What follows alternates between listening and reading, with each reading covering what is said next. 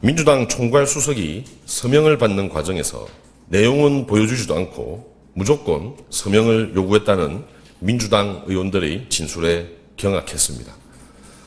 절차와 내용에 대한 이해 없이 서명하게 한 권력과 그 행위에 매우 유감을 표합니다.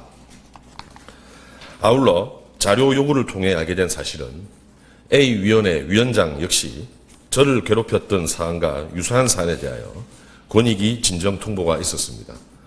허나 그 위원장은 국민의힘 대표단의 배려로 윤리위 회부 자체를 하지 않는 것으로 결론을 내었다고 합니다.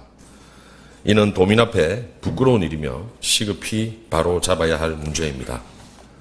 한편 김종호 의원이 고준호 의원으로부터 폭행을 당했다고 주장하며 민주당에 품앗이를 주고 유호준 의원이 의원직 사퇴의 뜻을 밝혔다가 철회하자 민주당은 이를 국민의힘에 품앗이 주었습니다. 양당 대표단은 부끄럽지 않습니까?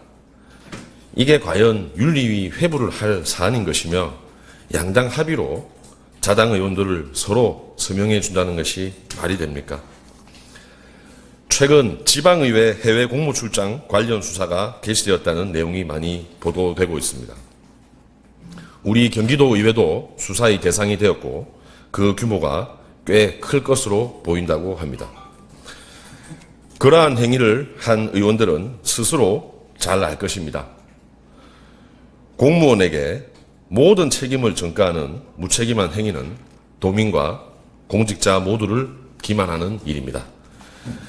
의원이 지시하지 않았는데 출장비를 알아서 부풀리는 위법을 일삼을 공무원은 없습니다. 평소 그렇게 공무원들을 부려먹었으면 이런 일 앞에서는 내가 시킨 일이다, 공무원들은 잘못이 없다라고 말하는 것이 참된 인간의 도리로 보입니다. 지방의회의 존재 이유는 주민의 목소리를 대변하고 민주주의가 지역 곳곳에서 꽃피우게 하는 데 있습니다.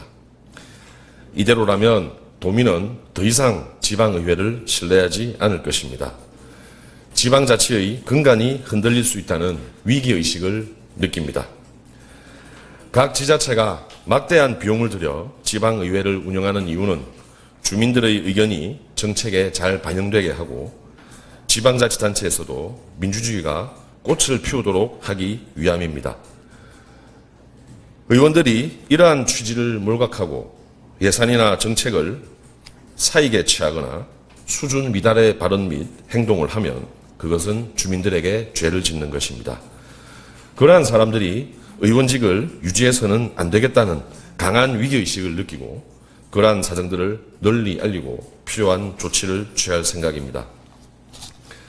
저는 도민의 뜻을 대변하는 한 사람의 의원으로서 끝까지 이 길을 묵묵히 가겠습니다. 도민 여러분께서도 경기도 의회의 진정한 주인이 되어 주십시오. 잘못은 바로잡고 상식이 통하는 의회를 함께 만들어 주십시오.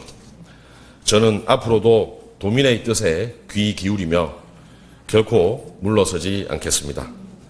진실을 말하고 상식을 지키는 경기도 의회의 일원이자 정도를 걷는 한 명의 시민으로 모든 노력을 다하겠습니다. 감사합니다.